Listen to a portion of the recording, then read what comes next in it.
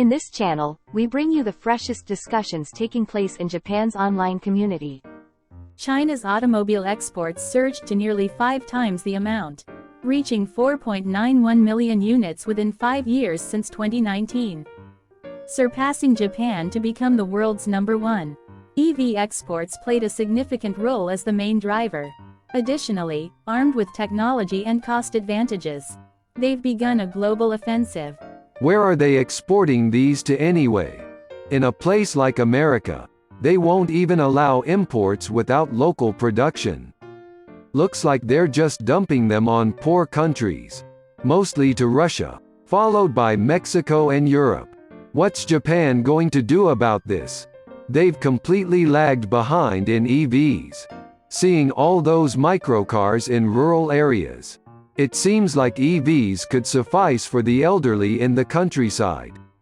Rural areas are seeing a decline in gas stations, so if you can charge at home, it might be convenient.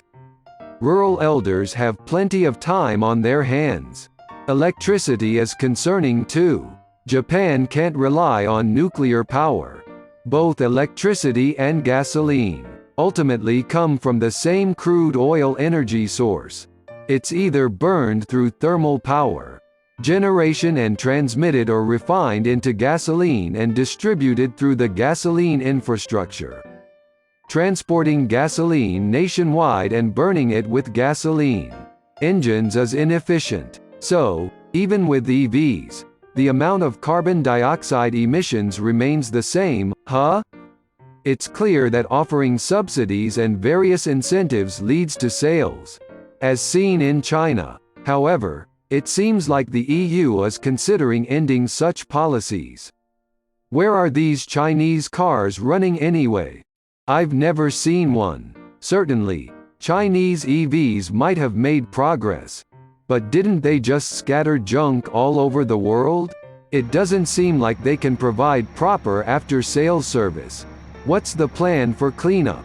In the end, people stopped buying Japanese-made smartphones too. If they're losing out on performance and price, the decline of Japan's automotive industry is only a matter of time. Just like erecting skyscrapers only to see them turn into ruins. We'll have to keep manufacturing EVs or we'll die out. There was just a newspaper article about an EV graveyard in China. I wouldn't be surprised if there are massive recalls and lawsuits with Chinese cars. It's quite a spectacle. Because they're Chinese companies, it's guaranteed to happen. First, they'll deny any defects with "it's within specifications." EVs are not environmentally friendly at all. The way electricity is generated originally isn't efficient at all. Put anything with "halal" on it, and it's like Muslims buying it. Putting SDGs on it attracts the conscious consumers. Wasn't the surge in Chinese EV sales because the license plates for gasoline cars became so expensive that ordinary people couldn't afford them? So they had to buy EVs? And then, didn't they all go bankrupt when the EV subsidies disappeared? Early adopters have experienced enough and realized that EVs are not practical. We're completely disillusioned now. Unless there's a miraculous advancement in battery technology, it's hopeless. Mercedes announced plans to only sell electric vehicles after 2030. But then they retracted that statement.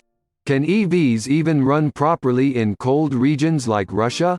Once everything becomes mainstream, Chinese manufacturers' brands offer the best cost performance.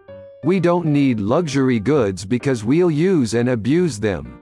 So mainstream products are fine. I wouldn't trust Chinese manufacturers with anything that carries lives. Accidents involve not only oneself but others too. The trend of EVs has already peaked. From now on, hybrids might become the mainstream. Did you find this video interesting? We'll keep bringing you fun topics from Japan's online community. Please subscribe to the channel and drop some comments.